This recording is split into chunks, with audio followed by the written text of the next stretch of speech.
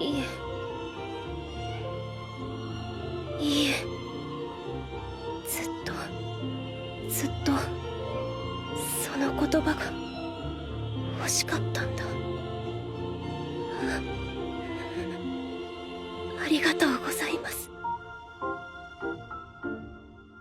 So with their kingdom falling apart, I think the ending of To Perfect Saint was very perfect. I think it was definitely something that was always going to be on the wall. Is 𝐒𝐡𝐚𝐧𝐧𝐞𝐥, I don't know if I'm saying that right, but her, her last kingdom is falling apart. There's monsters invading. Her sister's not able to put up the right barrier. Her sister's playing the long game over there. She's trying to do her best, but at the end of the day, people are dying. The soldiers are fleeing. Like, this kingdom is just falling apart for everything that our saint did, for everything that Philia did for that kingdom, making it prosperous, ensuring the people were happy, blah blah. The fact is she just wasn't liked because of her personality, but she was keeping that kingdom afloat. So you take away the piece that's kind of keeping everything going, right? You take the coal out of the steam engine, and the engine's just gonna stop. So now they're requesting Philia to come back, and hopefully our boy and the prince and both princes, hopefully they're gonna be able to block it in some way, shape, or form. You imagine that they will, because they signed a contract, they signed an agreement, they made a trade, and they did everything else. So you assume they're gonna be able to successfully block it. But I think it was definitely a really, really good ending to the episode, and it left on a really good cliffhanger. I'm not really one for cliffhangers or twists at the end, but I think they actually nailed it here, because it made me go like, I want to know what happens next. And that's a good feeling. In a positive way, I felt that. The rest of the episode, I love how she is now training Grace. I think her name's Grace. I don't know what her last name is, but she's training Grace, and essentially Grace hails from the same family that produced the saint that recently passed away in the kingdom of Panacorta. And we found out this episode, which was really gut-wrenching and heart-wrenching, that the older prince, the one with the long hair, I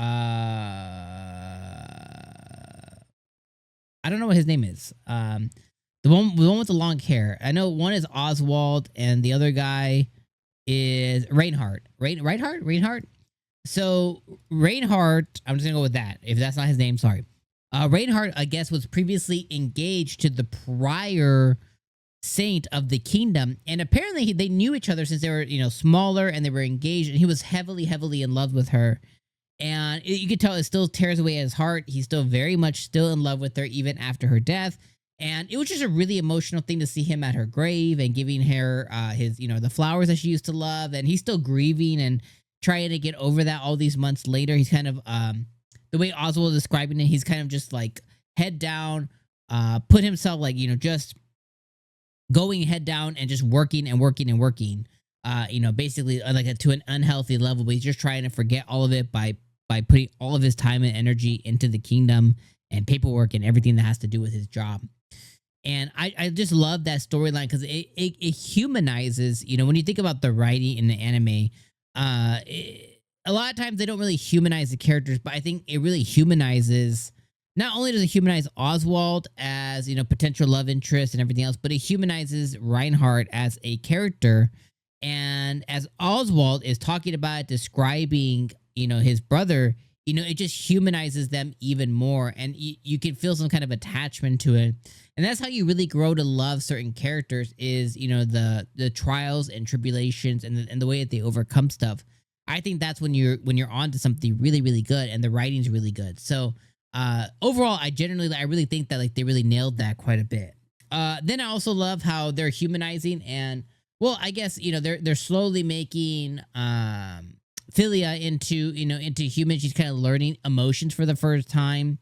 She's remembering her not trainer, but her past mentor and her aunt. And how her aunt was looking out for her, and she was trying to make her resilient because she knew her parents didn't like her. So she was put through a ton of trials and tribulations, because she was trying to build her up to basically be able to face any adversity. And she's remembering that for the first time, and she gets thanked for all that she's done by Oswald, and that makes her feel a certain way. She is contemplating with feeling love for the first time, not only being given love, but you know, not only receiving love but giving love, and realizing that she's never loved before because she's never felt love. But just because she never felt it doesn't mean that she can't give it. You know, she's wrapping her head around that. And then the last thing I'll say is I you know, the Grace as a character.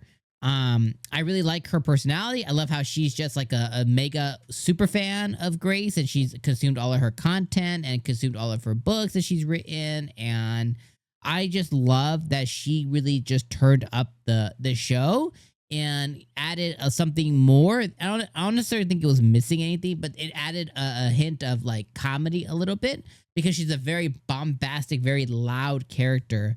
Not in an annoying way, just very, you know, out there character. And her butler kind of makes it really hilarious. So overall, I think they nailed this episode. I think it was a 9 out of 10 episode. I think this is one of the delights of the season. It continues to be.